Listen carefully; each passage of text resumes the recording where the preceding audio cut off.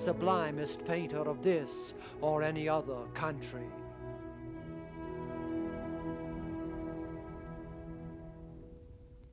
Like every admired artist of the time, Gainsborough was on the social rack, as between the lacy brilliance of Lady So-and-so and the unfeed sensibility of his own daughters chasing a butterfly or tousling each other.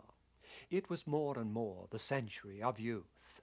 Rousseau's Emile, Pestalozzi's invention of progressive education leading toward Wordsworth's intimations of immortality.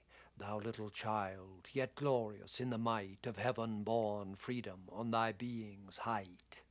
Mozart was freer than Gainsborough, and paid the price, but even in him there is a spread between social performance and, as in the Romanza from the D minor concerto, its inspired surpassing.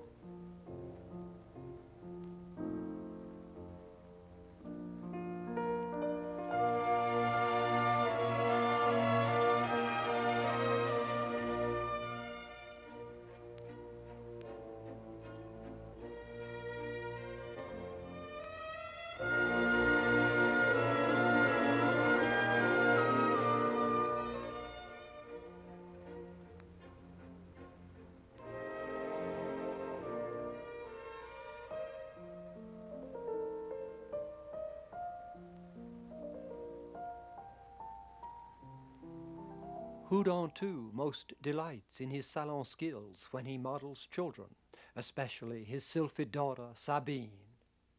And Romney, who had wanted to paint allegory and history, seems happiest when his bombast ladies freshen in the fountain of youth toward Burns' Highland Mary or Wordsworth's Lucy, of whom nature would say, "This child I to myself will take, she shall be mine, and I will make a lady of my own." Blake, after refusing the royal children Copley had lately painted, was saved from destitution by Haley, given a cottage in Felpham, and of course set to pick-thank tasks, engraving after minor artists, decorating Haley's library, portraying the gentry in miniature. "Miniature," he writes, "is become a goddess in my eyes, and my friends in Sussex say that I excel in the pursuit. I have a great many orders, and they multiply." Until the break his poem Milton treats in symbols, with the return to poverty in London. "Haley thinks to turn me into a portrait painter as he did poor Romney, but this he nor all the devils in hell will never do." Perhaps Blake, too, is at his happiest with children, but his are of the imagination, out of Georgian context altogether. Piping down the valleys wild, piping songs of pleasant glee, on a cloud I saw a child, and he laughing said to me, "Pipe a song about a lamb." So I piped with merry cheer, "Piper, pipe that song again." So I piped, he wept to hear. Or, "Little lamb, who made thee? Dost thou know who made thee? He is meek and he is mild. He became a little child."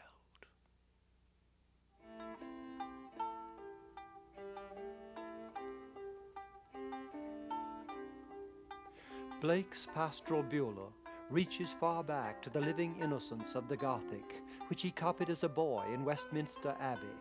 This 1300 John led up the symbolic ladder above what Blake would have recognized as the vegetative world.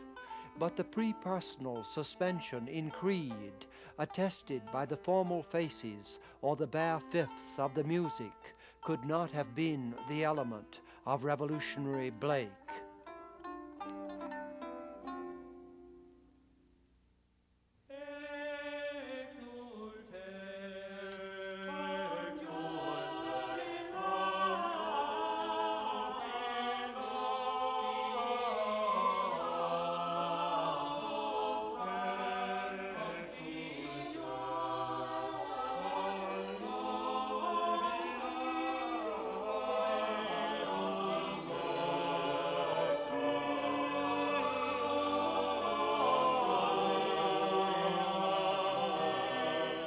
That city which the angel showed John from a spirit mountain has come to earth in Dura, 1498, to spread over the plain by a river, like any of the Renaissance towns of Germany, as the eight-voice exultet of Mouton incorporates soul's victory.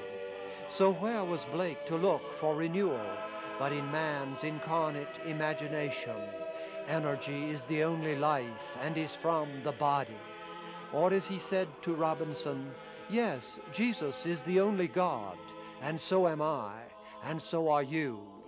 His appeal was not to the Middle Ages, but to the corporeal powers of Renaissance, Dürer, Raphael, Michelangelo, Wright. With the prototype Blake could hardly have known, this 1430 Della Quercia. Yet surely the physical conglobing of symbol exhibited in this sequence was what Blake had to reverse, as he says, "Thus is the heaven a vortex past already, and the earth a vortex not yet passed by the traveler through eternity."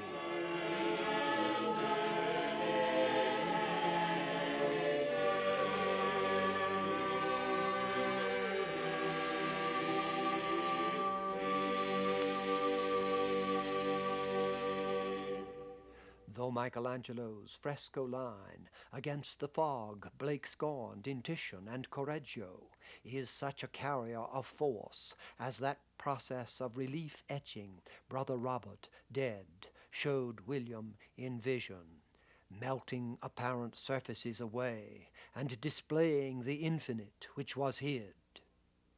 If Blake had known Florentine art before Michelangelo, could he have called Flaxman, dear sculptor of eternity? Yet he caught enough from doubtful prints, the 10-year-old boy at art auctions, Langford's little connoisseur.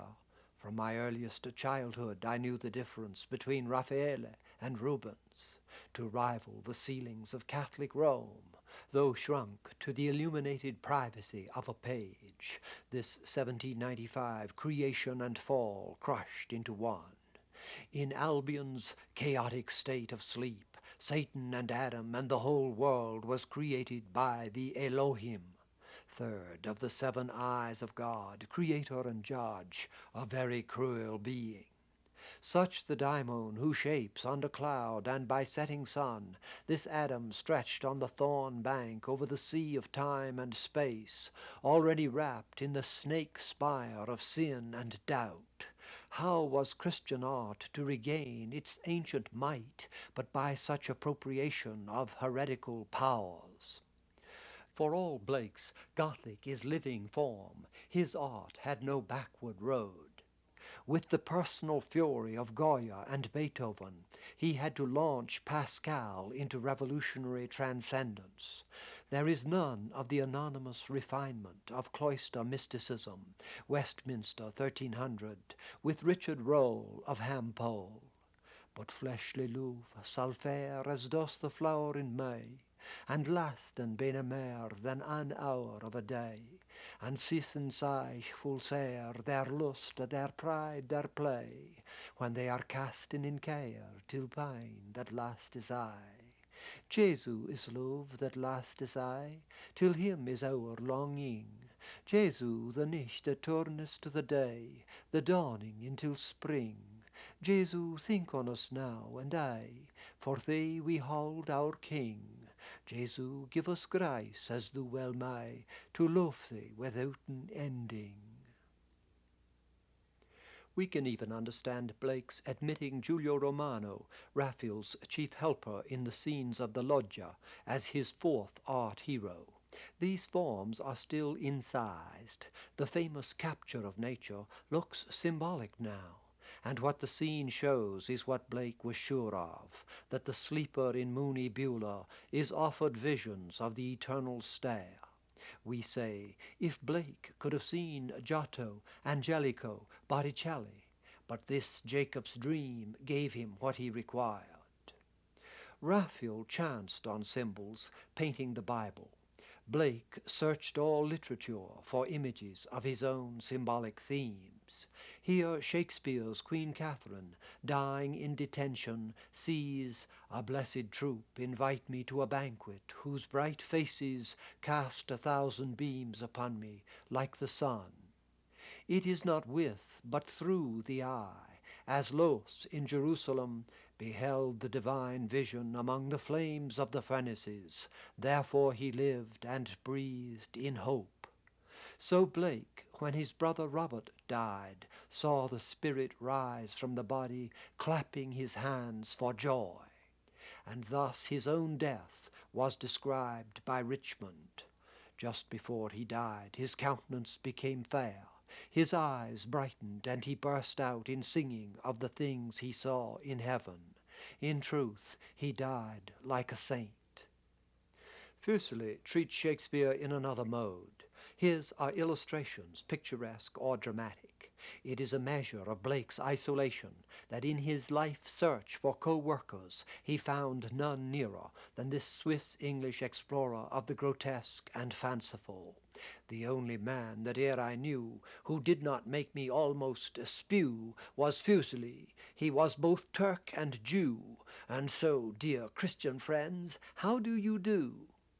The artist who could say, Blake is damn good to steal from, had perception and humor. And there is that story of the old Blakes joining the students at the Royal Academy to sketch from the cast of the Laocoon, and Fuseli's saying, What, you hear, Mr. Blake? We ought to come and learn of you, not you of us. But what could that irony have made of the prophetic books? If we go back to a Fuseli drawing, Achilles mourned by Thetis of 1780, the date Blake engraved on his glad day, though 10 years after, there is no doubt that the older Swiss immigrant, already the star of London and to influence David and Goya, helped Blake to a whole vocabulary of mannerist gestures.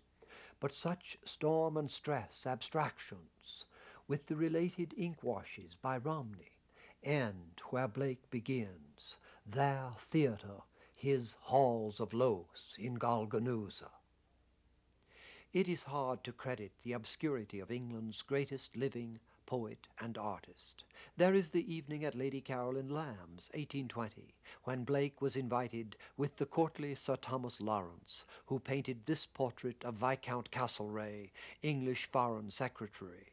Lady Charlotte Berry records, Blake, an eccentric little artist, not a regular professional painter, full of beautiful imaginations, one of those whose feelings are far superior to his situation in life. I could not help contrasting this humble artist with the great and powerful Sir Thomas Lawrence. Lawrence looked at me several times whilst I was talking with Mr. Blake, and I saw his lips curl with a sneer, as if he despised me for conversing with so insignificant a person. Later, at Linnell's urging, Lawrence bought and apparently treasured, among other Blake, Queen Catherine's Dream. Who was truly powerful, the man who lived for his vision, or the portrait flatterer of Castlereagh, of whom Byron had just written? The intellectual eunuch Castlereagh, cold-blooded, smooth-faced, placid miscreant, dabbling its sleek young hands in Erin's gore, and thus for wider carnage taught to pant, transferred to gorge upon a sister shore, the vulgarest tool that tyranny could want, cobbling at manacles for all mankind.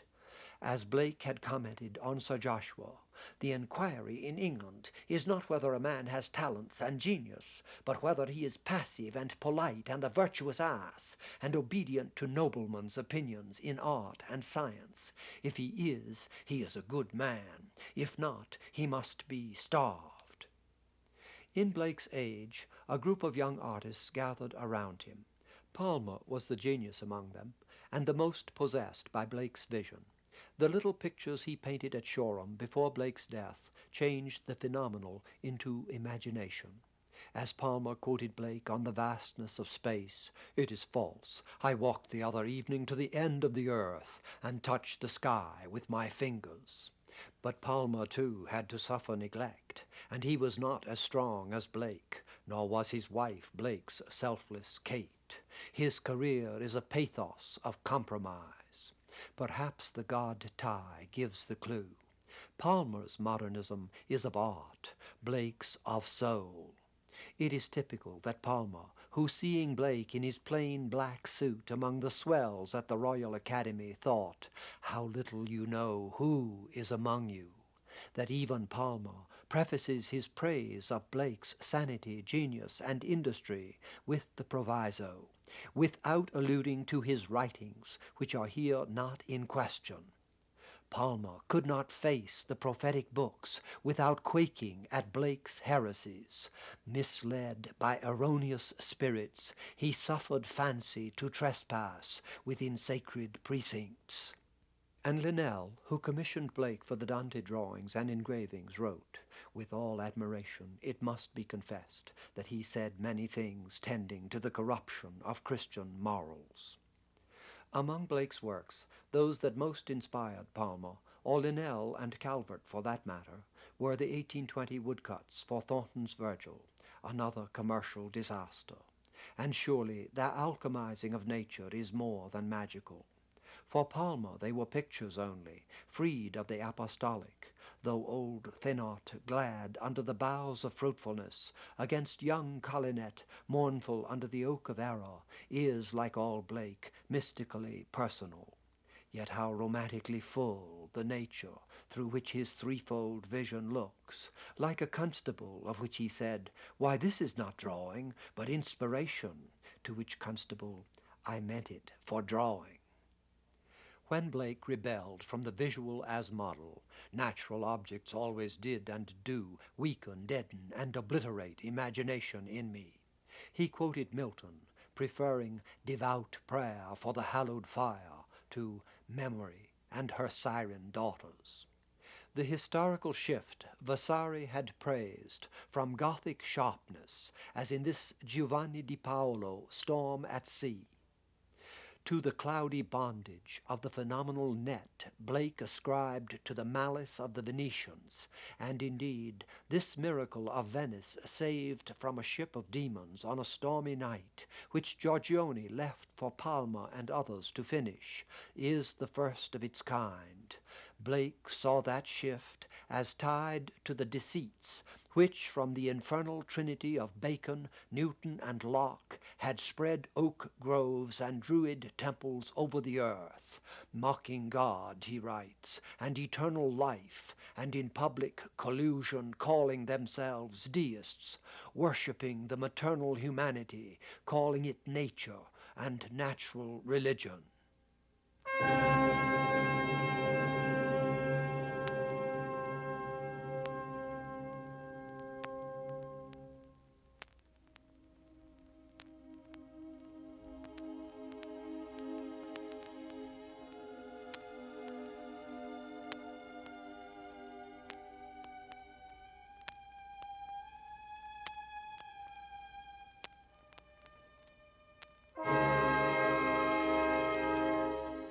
Yet we are struck again how awesomely Blake carries natural bodies, rock, sea, and sky across into symbol.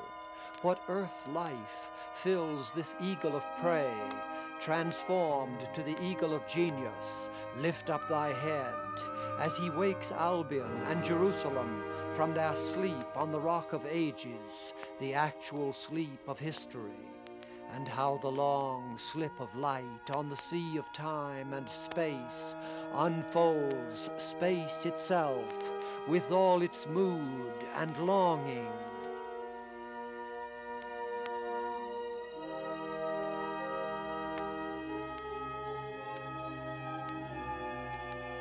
Almost as in this Schinkel, or later in Courbet and Berquelin, or in the musical chaos shot through with searching rays, which Haydn's creation bequeathed to Beethoven and Wagner.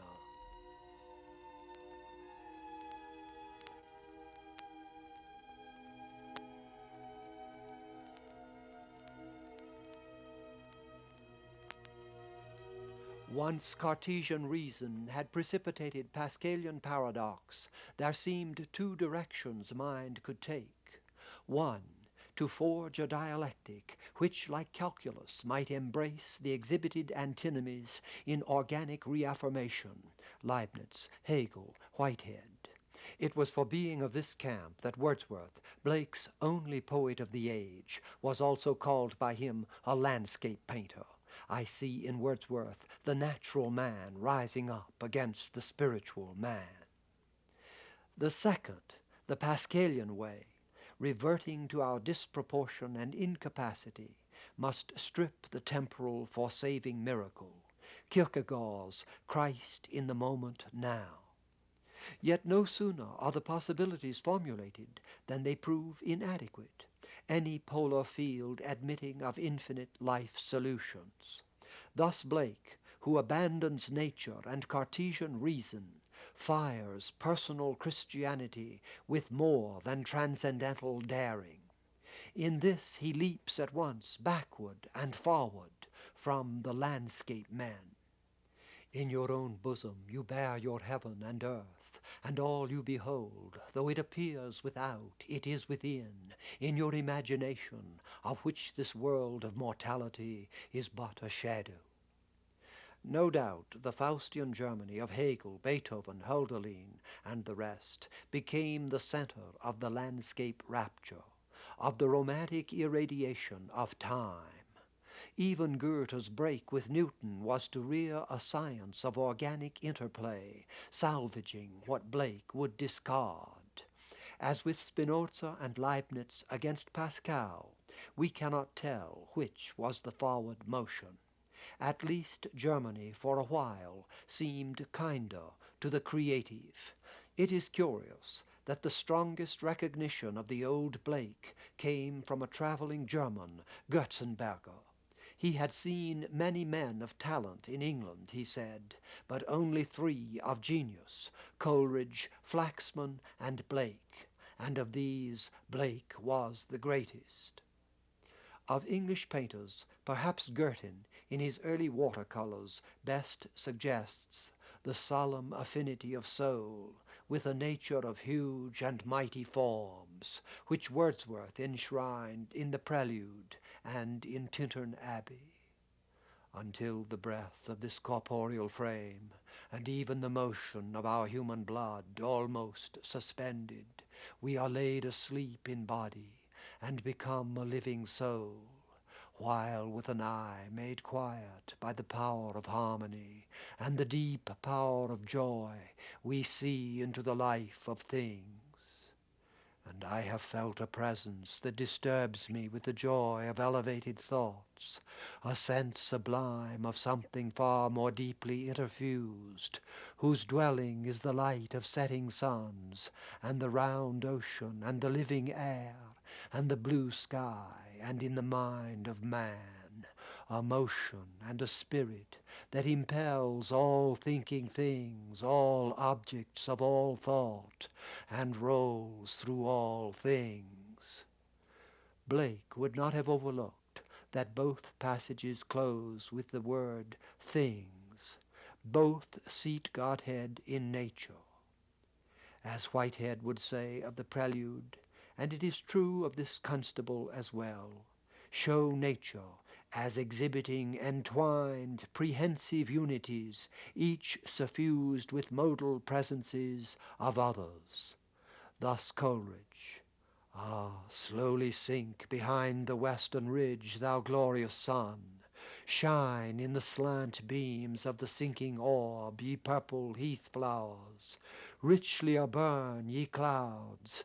Live in the yellow light, ye distant groves, and kindle, thou blue ocean. But when Blake sees the real and eternal world of which this vegetable universe is but a faint shadow, he sees all objects as human forms. Where Constable shows the sun as a round disk of fire, somewhat like a guinea, Blake cries, "Oh no, no, I see an innumerable company of the heavenly host, crying, Holy, holy, holy is the Lord God Almighty." To paint landscape as real is deism for Blake, enthrones Vala, emanation of emotion, Luva, a creation that groans, living on death, where fish and bird and beast and man and tree and metal and stone live by devouring. Wordsworth, knowing that nature never did betray the heart that loved her. And Coleridge, I shall know that nature ne'er deserts the wise and pure. As if chaos itself, in Haydn's creation, had summoned from its depths the musical ecstasy of light.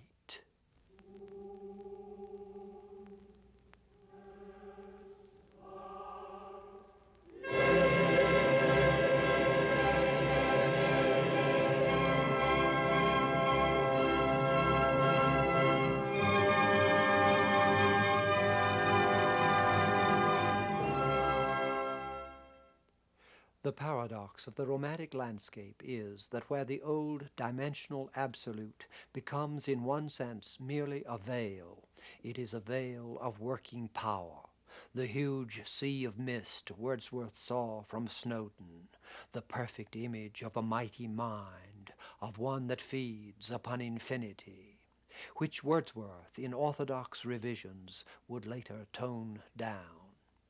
Blake had not misread the recluse. All strength, all terror, single or in bands, that ever was put forth in personal form, Jehovah, with his thunder and the choir of shouting angels and the imperial thrones, I pass them unalarmed, to cry out, does Mr. Wordsworth think his mind can surpass Jehovah? For the depiction of nature as living spirit, Caspar David Friedrich, North German contemporary of Beethoven, looms over the century. So at the close of Beethoven's last sonata, the solid soars into light and air.